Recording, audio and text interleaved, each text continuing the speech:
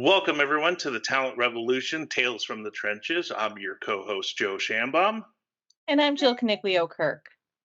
Welcome, everyone, and we have a special episode for everyone. We have included Lauren Corey, our social media specialist, with us. Hi, Lauren. Hi guys. We want to do something different. This is our 13th episode. And Jill, guess what? It's mid year review time. Hey, I can't wait. I could use the raise. Oh, well, we did talk about compensation here. We're just talking about review, right? And peer review 360 with the three of us. So Oh, yes, it's all um, about feedback, right? that's right. And experiences that we've had through our trials and tribulations of our podcast here. So everyone, we've got a interesting episode where we've asked Lauren to come in and ask us questions. So we're going to flip it around, let Joe stop talking and let Lauren take over and share and give you some insights to what's been going on. So Lauren, I will stop and take it away. Hi guys, it's Lauren here, and today I get to do something that I've been waiting all season for. I get to interview Jill and Joe. I've watched the season unfold from behind the scenes, and trust me, there is a lot to unpack. We're revisiting the episodes that hit the hardest, the conversations that sparked new thinking, and the real life tales that define the talent revolution. Let's dive in and relive some of the moments that made this season so unforgettable.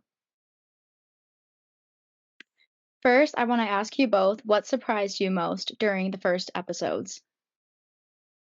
Go ahead, Jill. Sure, I'll take that first. I guess what surprised me the most was how natural the conversations really end up flowing. I think lots of preparation, goes into putting thoughts down, thinking about, what are important things you want to discuss. But what really surprised me the most was how natural those conversations just took off and took shape, and how much maybe over prepared I felt like I needed to be in order to kind of tackle an episode. I don't know, Joe, what do you think? Did I steal your thunder here?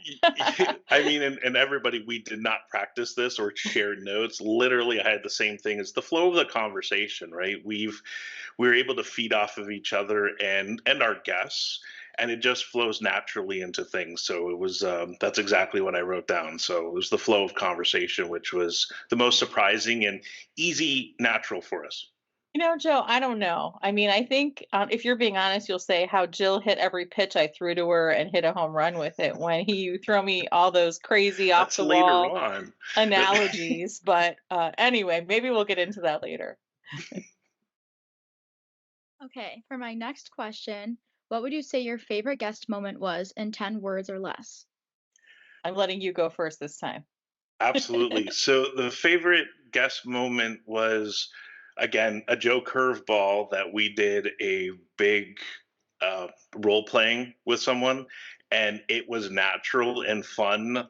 We did have a couple fun outtakes of it, but it was great that the guest was willing to enjoy that situation and make it fun, which really related to the whole topic we had. All right. I really struggled with this one myself, but I would just say what was really special to me was having a guest on that Joe and I both had a different, but a kind of special work relationship with. So we did an episode with Mara McElroy, and I felt like and this isn't 10 words or less, but I don't care. I guess it's my podcast. I could do whatever I want, right? That was just one of my favorites, just because it was unique in that we both had a relationship with her and had different experiences with her. So, All right, and then what would you say is one thing that you have learned this season that has changed your way of thinking? well, I'll take that one first.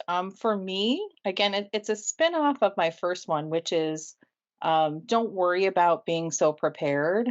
If there's passion around a topic, if there's interest around a topic, um, I think the conversation is going to come together. And the other thing I would just say is sometimes Joe is right. I changed my thinking on that. That Joe, maybe there's times I doubted Joe, but I would just say, you know what, 9 out of 10 times Joe is generally right. Wow, I appreciate that one. And I'm glad this is being on recording, and so I can use this later in my life. For me, one thing that's learned that's changed thinking is really the listeners, right? They really appreciate what we're doing and take to the stories. And we went to a networking event, and all the folks are like, "Oh, heard your podcast and really appreciated and liked the stories and the information and the content." And it really made it worthwhile what we're doing, and everyone enjoying the conversations. And it just it helped me believe in everything that we're doing. What would you say is the episode that has challenged you the most as hosts or professionals? So I guess we're going back and forth, Jill. For me, it was our coaching when coaching in chaos for me because, I've been a leader and I've coached and I've worked with employees and I coach hiring leaders and other folks. But it was really for me, it was, the techniques that come out of the talent management organizations and coaching side of things. Those were the challenging because it was less intuitive.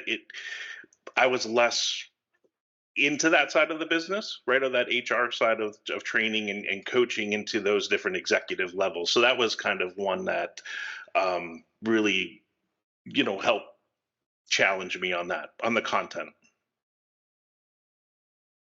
Yeah, I mean, for me, I would just say, one of the episodes I really reflected about a lot and have thought about a lot has been our recent AI episode, where I've really looked at, some of the things we discussed in there related to AI enabling kind of personal interaction.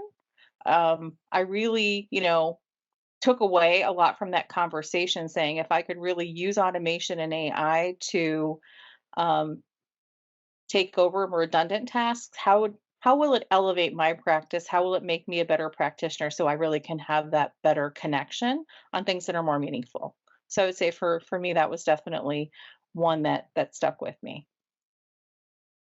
Okay, and then did you guys have any moments that made you stop and rethink your own leadership or your talent approach? I think this is I your guess turn, right, Jill? of course I get all the hard ones first. I would say I would go back to having the conversation around coaching and saying, I think going through that conversation and really zoning in on, what is coaching? How does coaching um, create a certain environment? And it really made me reflect on how can I be more effective at that? How can I be less guiding of answers? And how can I practice more coaching in my leadership than maybe helping people solve problems? Really, how can I take more of that to help other people grow and find the answers for themselves, if that makes sense? How about for you, Joe? So on my side, it's more the whole concept of everything here, which is really that we're in it together. The whole bringing HR and TA and bringing them together, and that we all care, we all want the same results, whatever size and kind of organization you're in, but we're in it together, and that's kind of where it's rethinking of how do we do that? How can we continually work together and be in it together? Is kind of where I'm rethinking things and trying to showcase that. Mhm. Great answer. Very good answer. So, we have had a diverse lineup of voices. Which insight from a guest has stuck with you guys and why? So for me, it's going back to AI and automation, right? I think it makes it easier, the insights of how it's not as scary as everyone thinks it is, to me at least. It's intuitive, and it's really just stopping and thinking of what are you doing, what are you working on, and how can you then implement to make things easier, faster, simpler, and effective for the future. So it's that AI world of things. Mm. This was very tough for me because I would just say there's something I took away from each conversation. Um, Tough one. I've already talked about a few of the episodes. Um, I know there's a few coming up that, not to give insights to everyone, but there's a That's the few other good thing. ones that Right. are There's a few coming that great ones will. coming up that we haven't aired yet, and there's definitely things to share from those. I guess what I'll say in this one in general is, um, all of our guests have brought such a unique perspective that's different than our own, that all of them have really been, eye-opening to me as far as how I might perceive a certain topic. So, I'll have to circle back to that one on our retake of the next episode, but not one or another stands out more than any of the others to me. But each of the guests just brought such a diverse perspective that, again, I think I'm just amazed with what we can all do when we bring our minds together and all bring our own ideas to the table. So. Very nice answer. Was there a story that you think listeners don't realize was even more powerful behind the scenes? Ooh. Um, I think going back to the assimilation plans and really understanding how that plays into every type of world life experiences, right? Nate brought it into football, you bring it into the work life, and really there's a lot of power behind that, of getting that right, onboarding and assimilating into your teams and environments. And it can be school, it can be a sporting event, it could be obviously work. um, you know Sharing that and the impact that it can make on a person, and whether it's, again, those different situations, to be able to drive through it. And some of the stories there was pretty impactful to me. Yeah, I guess I will share one episode where maybe I was a bit of a I guess I walked into it thinking, are we really going to have enough to talk about with this topic? But we did an episode on job descriptions. And I looked at that saying, why would this be important? Why would our listeners be interested in that? But when I look at it and I think about it and I review the conversation we had, if we don't start in the right place when we bring talent into an organization, it really can lead to misalignment. It can create a lot of chaos. It could certainly disrupt the person's life who's coming into the organization. So I think I definitely had aha moments walking away from that saying, sometimes the basics, which seem really boring, are the most important things. The most fundamental things are essential to get right. And sometimes we don't take enough time with those things, and don't appreciate the high degree of impact they can have. So for me, that was definitely one where I left saying, I need, as a practitioner, to stop and think more about these basic things that do have a big impact. And not to go on a tangent, but job descriptions start everything, right? It starts the relationship with your hiring leaders, whether Right. you're TA or HR. It starts the relationship with your candidates, and it drives everything through for what you're really looking for. So it's a really great, again, analogy. It's not really a Joeism yet, but into those things. So Yeah, and this is one of those occasions where you were right. I was like, Joe, this is not an episode. What are we going to talk about? And in the end, it's really one of the most impactful things because it reminds me that sometimes we need to get back to basics and we need to focus on basics. And I think in an environment where the complexity of hiring and the whole talent acquisition world is, maybe not in a good place, I think we do need to get back to basics. So, in essence, for me, thank you, Joe, for suggesting that. It definitely made me a believer and made me approach things a bit differently. but yeah, and it'll go into, I know we got other questions, but it now, with the whole revolution of AI and automation, the job description is even more important. So, all right, we'll stop. We could go on forever. Might be another episode. We'll see.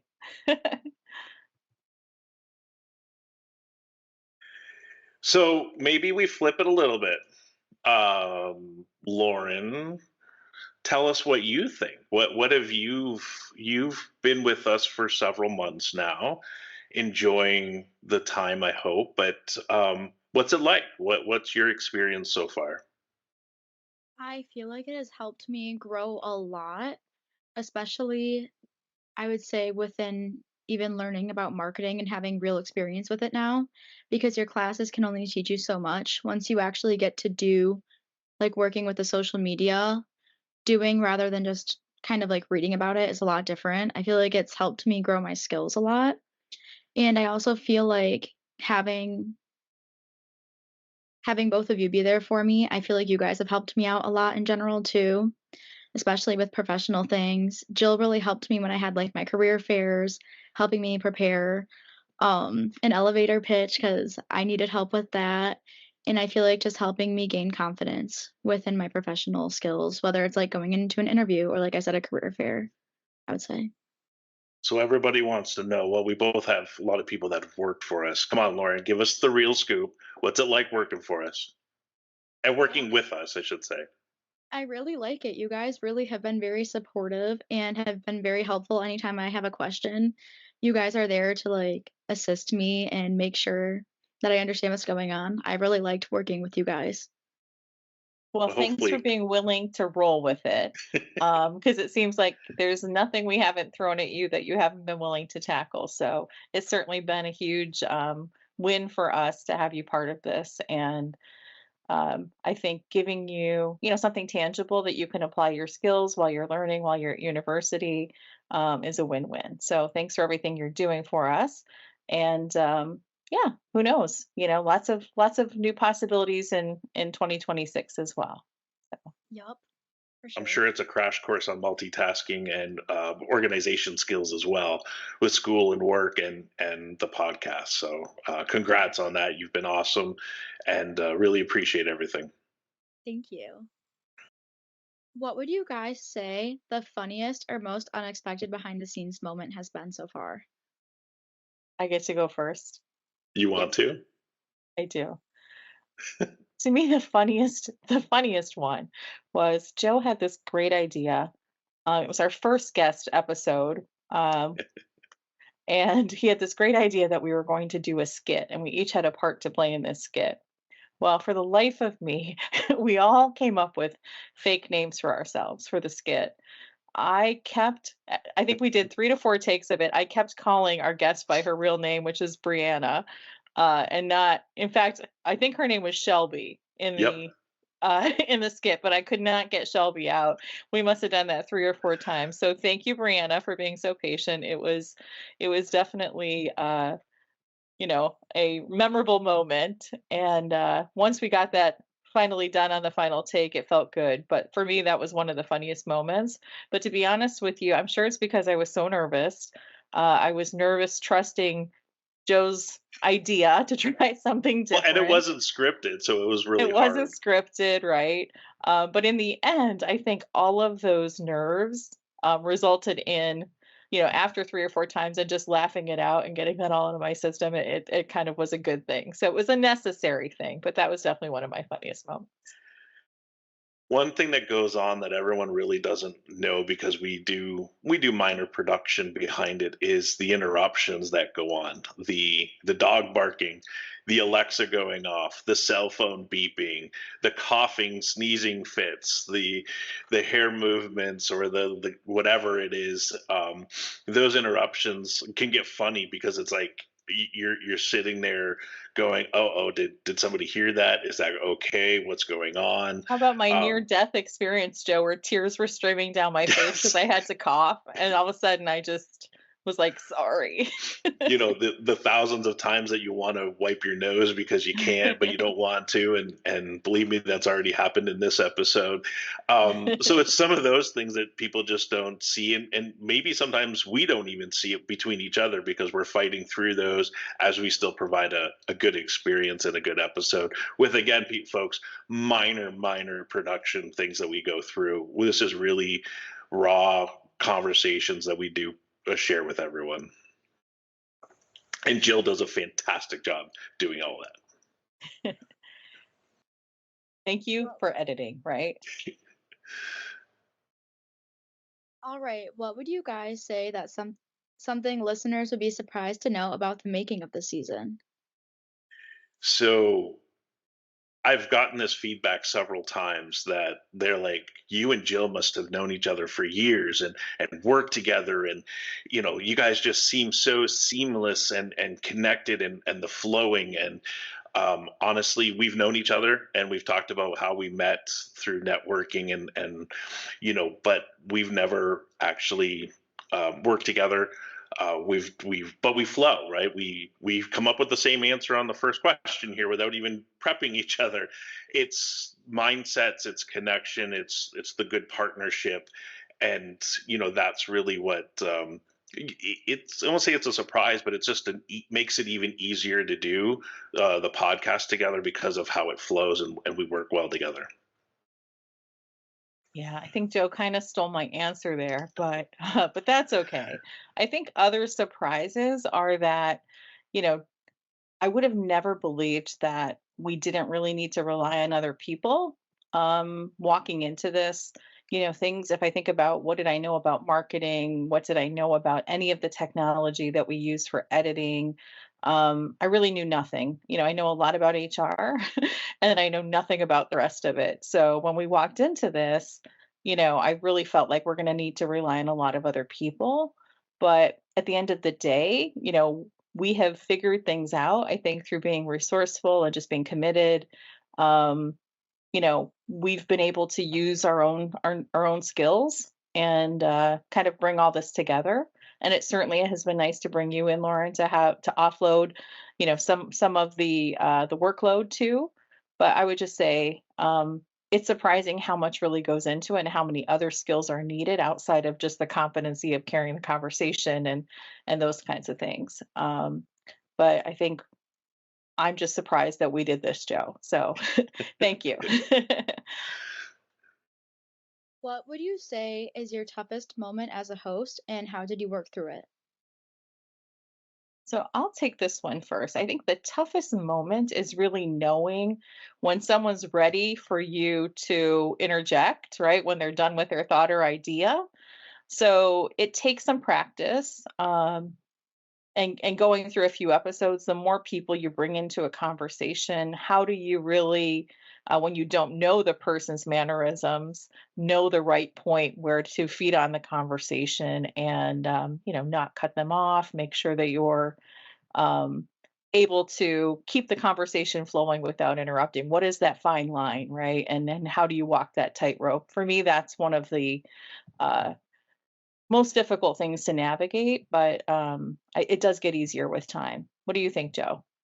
Yeah, no, I mean, that is a tough one. And I think between the two of us with our corporate experience, working with leaders, we've been able to learn how to catch those mannerisms. On my side of things, it's really being hard on ourselves, right? I mean, this is nothing about an episode or a topic in a sense, but did we do it right? Did we get there? Did we see this? Did we want to work on that? Is that perfect into those things? And we've been really tough on ourselves. We're critical of our own work. We hold ourselves to a really high standard and we're succeeding at it, but it's tough to work through, right? And it's there's been several, Jill, it's okay. Or Joe, what about this? And I think we need to do these things. And absolutely. And we push and pull each other, but we're hard on ourselves, and because we want to do well and ensure that our listeners are getting the right value for their time that they're spending listening to us. So it's hard to drive through that way, but it's part of who we are. What are you guys most excited to explore in the next 6 months? So the next 6 months is, I think, several things for us. We've already started a launch on another platform, and there's more coming. We have aspirations for several other things that are in the works. So, you know, stay tuned. We've also got some really creative guests coming on, and some that are ready to go in the next lineup, and even more on the way. It's really exciting to come on. I think the flow's even going to go even easier and smoother, and keep driving through those things. But the platforms and the app and the definitely the guests are super exciting to me. Yeah, no, I would agree, Joe. I would also say that one thing I feel really passionate about is kind of really being real with our audience and bringing not only that guest perspective, but what are our trench stories? What have we done that have been successful? What have our real struggles been? So for me, it's a combination of those things, but it's also making sure that we're really true to our audience, and making sure they can identify with us and we can identify with them. And then to start wrapping things up, what is one message you want to leave the listeners with as we close out this season? I guess I'll take that one first. Number one, we want to thank you for your support and for your, um, I guess, your feedback, right? I know lots of our listeners are people that we may have relationships with and connections with. And every time I've had a conversation with someone, they've brought a balance of positivity, but also ideas, suggestions. And that's really something we value a lot. We want feedback and we want to produce something that's of interest to people. So I would just say thank you for your honesty, thanks for your support, and thanks for your encouragement. And again, folks, we did not script it, but I wrote almost the exact same thing in my message. Thank you to all the listeners just taking their time to listen and to comment. And we really want to hear from you, though. We really would love your comments on the different episodes, on topic ideas, on guest suggestions, or anything in general. We really, we're doing this for you to hear from us on different insights and topics, but we also want to make sure that it's beneficial and what you're looking for. So we would love your comments and feedback. And then my last question is, what is one thing you want to say to one another in reflection of this past season? Now's your So like, chance, Joe. This is the performance review. what's the HR statement? You use what, too positive and wrapped around a negative? Is that what it is? Isn't that the term? I'll But no, never no, tell. Compliment sandwich. no. Come on, this is the Compliment insight. sandwich, Where's right? the where's the tail from the trench, Jill, on that one? Come on. So for me, Jill, it's been awesome since you took my phone call to come up with this wacky, crazy idea, and we put it into a huge, great production, and the graphics are amazing. The the the production of it, you've come through amazingly to do those things where we've divided and conquered into our strengths and some new talents that we've got in there. Also the sounding board, I mean, you bring a huge ton of experience and ideas, and we're able to play off of each other and give suggestions and work well. And it's already been brought up, but your willingness to go with some fun ideas, some curveballs that I like to throw in there, and you roll with it, you enjoy it. Hopefully all the listeners love it as well. But really appreciate it. It's been fun and exciting, and I can't wait for the next 6 months and you know and beyond on that side. The other thing I want to also say, while we have a second, or I have a second, is thank you to Lauren. Thank you for joining. Thank you for coming on. Your thoughts, ideas are invaluable and are going to grow even more with us as a team here. Thank Well, you. thank you, Joe. And one thing, I guess, for me, um, I want to say is thanks for pushing me outside of my comfort zone always. Thanks for keeping me on my toes. Thanks for not letting me be too scripted or too prepared. Because, like I said, I think it's changed my mindset around a lot of things. And yeah, I think, we have developed what are we, how do we divide and conquer? Like you said, a lot of the same things, but um, I would just say you certainly pushing the envelope, is something I appreciate in our partnership. And, I think we can do more great things together these next 6 months. I'm really excited about it. I found this to be really something that's very energizing for me. That I really would have never expected. So thanks for pinging me. Thanks for asking. On a whim, I'm glad I said yes. If anyone hasn't seen the episode, she said yes. That one's about job offers, but in any case, it's been a wonderful journey, and I'm really excited about the next 6 months as well. Awesome. All right. Well, I think this is the time to wrap it up. So I will close it down here. Lauren, I also want to convey our gratitude for you, number one, for being willing to interview us here for our recap drop mic drop episode here.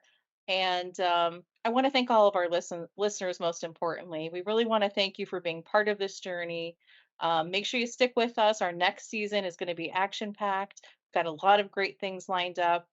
And I'm confident that our next season is going to be our best yet because we're just getting started here.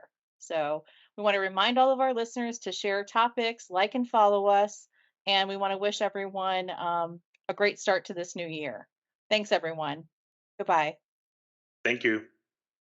Thank you.